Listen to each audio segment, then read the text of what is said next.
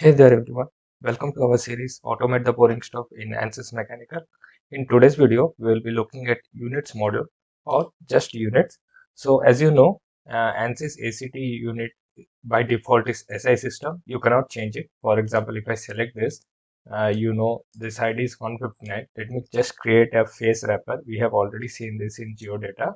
So it will be AXT dot data model dot geodata dot get entity by ID, and I will pass 159. So you will get F1 as face wrapper. So if I show you F1.centroid, you will see all these units are coming in meters, which is SI system. No matter what you select, this will be remaining same. So you cannot change it. So to know what unit system has been selected here, so what we will do is there is a way to check that. So it is called as the entry point is ext API dot data model dot project dot unit system. So you will see it is giving us standard MKS. So the one which is selected is MKS system, meter, kilogram, and seconds. So if you want to choose as metric, you can change it. So to change that, you just replay it and press equal to. Automatically this unit type will come, and if you type this, you will see all the available user unit system is present here. For example, CGS or NMM or MKS, something like that.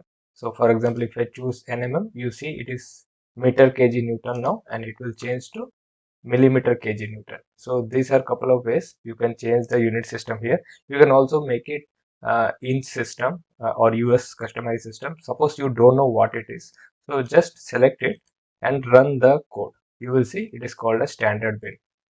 There are two types of units are there. One is user units and one is solver units. So this is very important. For example, uh, see, APDL is completely unitless. So when you see inputs that dat file where all the APDL inputs are given, it does not have unit. You will only see values. So you send a value, you keep a unit in mind, it returns you the values. For example, it gives the reaction force or the stress, and then you fit that exact same unit which you kept in mind before. So it doesn't have unit in that unit system. So how do you know in what unit system the input file is written? You just go to analysis. At the end, you will see analysis data management. You will see solver units. So one is user units, one is solver units.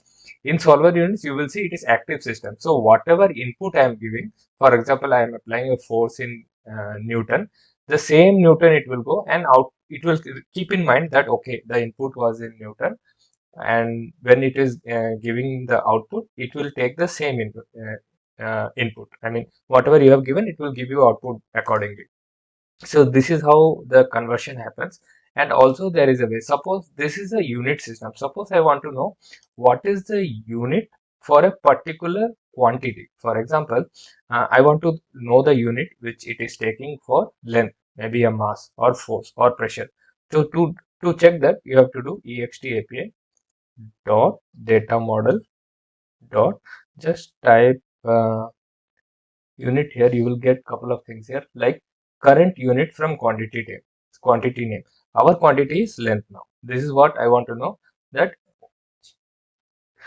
for length what is the unit. So it will say it is inch. Currently you have chosen inch. For example, I will make it as uh, MKS.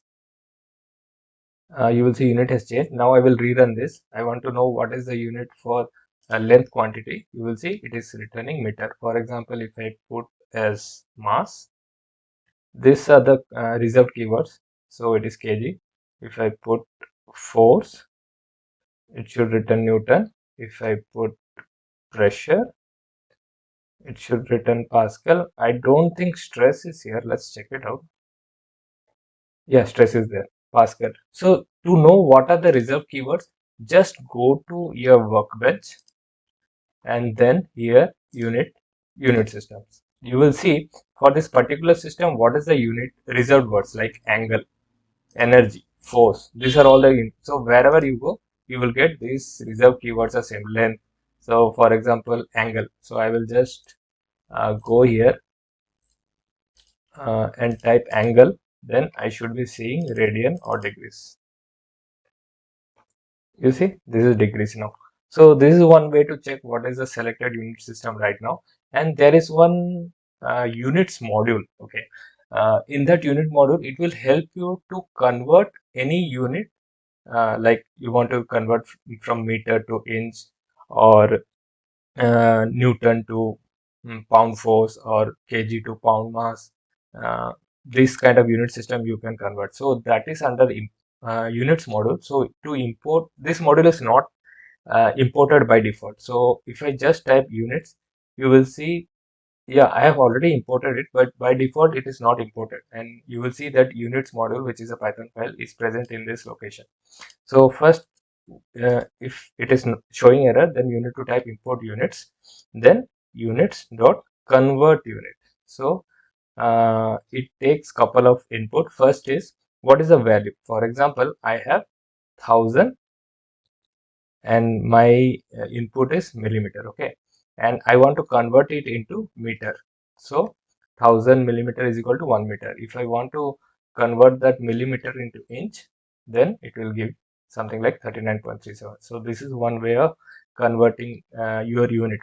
For example, your existing unit is, or the required input which user is giving is in millimeter, but you want to convert it into inch and use it somewhere. There is one more very useful method of this unit, which is called as convert to solver consistent unit. What happens is, this is useful for those who are doing ACT automation by Ansys. There are two ways of automation. One is Ansys ACT, means you have to use Ansys internal XML tags and all those features. And one more is you create your own automation tool, which is called as Windows Form application, using some Python module. So we will be using Iron Python here. I will show you that complete automation. So in that it is not required, but if you are using Ansys own ACT extensions, anyway, to create button you definitely need extension, because without extension you cannot create. But what happens after clicking an extension button depends on you, whether you want to pop up a Microsoft form, Windows Form application, or you want to continue with Ansys own ACT automation. So in that you have to do this. So you have to convert whatever input you are giving in those text boxes. You have to convert that into some proper unit. So to understand what input it takes, so you will see it is taking API, then value, then user, in user unit, then quantity name and current analysis. So let's say I will assign analysis 1 as A1.